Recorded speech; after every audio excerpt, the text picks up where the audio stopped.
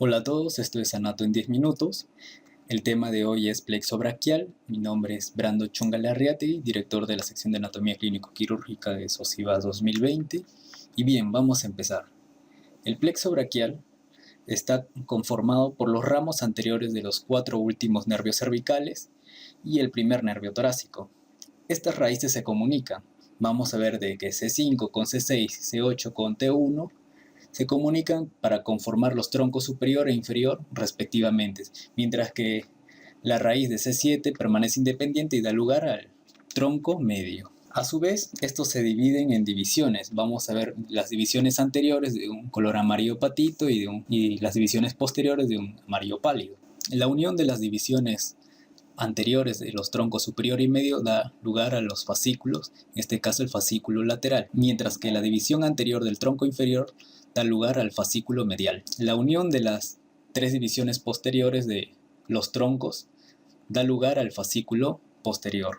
Se llaman fascículos lateral, medial y posterior porque es de acuerdo a cómo se sitúan con respecto a la arteria axilar. Otro dato es que los fascículos también indican los territorios de distribución. Por ejemplo, el fascículo posterior inerva la región posterior del miembro superior, mientras que los fascículos lateral y medial inervan la región anterior del miembro superior. Bien, sigamos. En los ramos terminales tenemos dos grupos, los anteriores y los posteriores. En el grupo anterior vamos a ver que el nervio musculocutáneo o perforante de Casearius nace del fascículo lateral. El nervio mediano se forma tanto del fascículo lateral y medial, y el nervio cubital nace del fascículo medial. Y en el grupo posterior tenemos al nervio radial, que es la continuación del fascículo posterior, y el nervio circunflejo o axilar, que es también continuación del fascículo posterior. Ahora veamos las ramas colaterales. Tenemos al nervio torácico largo o respiratorio externo de Charles Bell, conformado por las raíces de C5, C6, C7, el cual inerva al músculo serrato anterior. El nervio dorsal de la escápula nace de la raíz del quinto nervio cervical e inerva al romboides mayor y al elevador de la escápula. El nervio supraescapular nace del tronco superior e inerva los músculos supraespinosos e infraespinoso. El nervio subclavio también nace del tronco superior e inerva al músculo subclavio. Bien, ahora vamos a ir con los nervios que salen de los fascículos y vamos a tener al pectoral lateral que sale del fascículo lateral y el pectoral medial que nace del fascículo medial. Bien, ambos nervios se comunican por medio del asa de los pectorales. Ambos nervios pectorales inervan al músculo pectoral mayor, mientras que el nervio pectoral medial inerva al músculo pectoral menor. Bien, ahí tenemos la arteria axilar, que debemos tener en cuenta su relación con respecto a los fascículos, que lo mencioné hace unos momentos.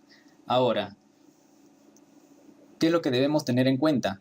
Que en la concavidad del asa de los pectorales vamos a encontrarnos con el origen de lo que sería la arteria tóraco-acromial, el cual es un reparo anatómico muy importante, que sería esto de acá. Ya.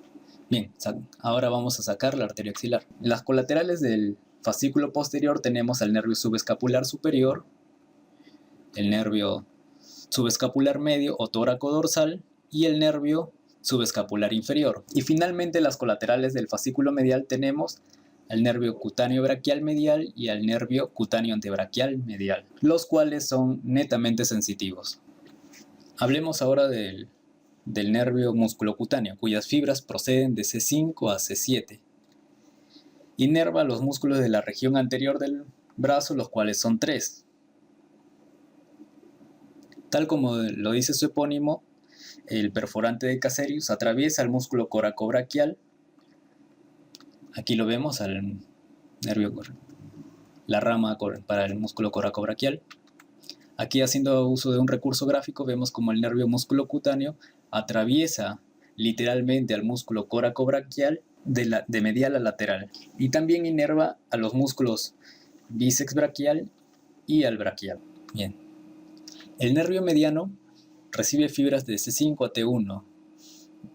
Vemos que desciende sin dar inervación el brazo hasta llegar a la línea media del antebrazo. Ya a la altura del codo da inervación por medio de colaterales a los músculos como el pronador redondo, el flexor radial del carpo, también llamado palmar mayor, el palmar largo, también llamado palmar menor, el flexor superficial de los dedos, el flexor largo del pulgar, el flexor profundo de los dedos, ojo, solamente la mitad lateral para los dedos segundo y tercero, para el pronador cuadrado y los músculos tenares.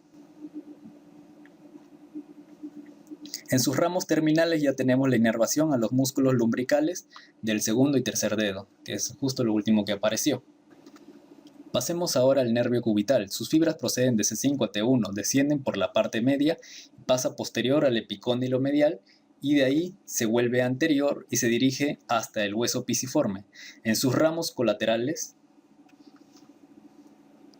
tenemos al flexor unal del carpo, al flexor profundo de los dedos, ojo, solo la mitad medial para los dedos cuarto y quinto. En sus ramos terminales da un ramo lateral para los interóseos palmares, un ramo medial que es el palmar, para el palmar corto, y en sus terminales profundos dan ramas para lo que serían los músculos hipotenares y los músculos lumbricales del cuarto y quinto dedo. Asimismo también da ramas para los interóseos dorsales y para el aductor del pulgar. Bien, antes de hablar del nervio radial y axilar, recordemos que el nervio supraescapular nace del tronco superior y va a dar inervación a lo que serían en la fosa supraespinosa e infraespinosa, al músculo supraespinoso e infraespinoso. Y del fascículo posterior tenemos las siguientes colaterales: el subescapular superior, la subescapular media o tóraco dorsal y el nervio subescapular inferior.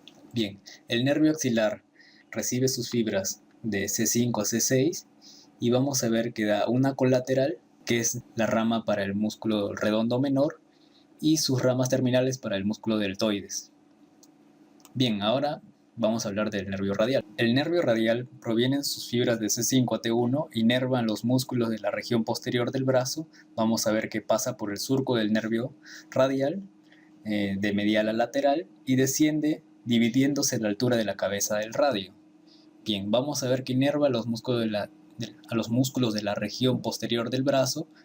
Acá tenemos al tríceps braquial con sus tres porciones: la cabeza larga, la cabeza medial y la cabeza lateral. Veamos las ramas colaterales del nervio radial. Vamos a ver que tenemos el músculo anconio, el músculo braquiorradial, el extensor radial largo del carpo, el extensor radial corto del carpo, y acá el nervio interóseo posterior va a ser la rama que va a ser la profunda. Bien, sigamos con las colaterales. Tenemos al supinador, al extensor ulnar del carpo, el extensor del meñique, al extensor de los dedos, al aductor largo del pulgar, el extensor corto del pulgar, el extensor largo del pulgar y el extensor del índice. Y ya para terminar, en la inervación cutánea vamos a tener la vista anterior y una vista posterior. Bien, de rojo estamos viendo la inervación de los nervios supraclaviculares. Ahí de otro color, el nervio cutáneo braquial lateral superior, procedente del nervio axilar, inerva la región lateral superior del brazo.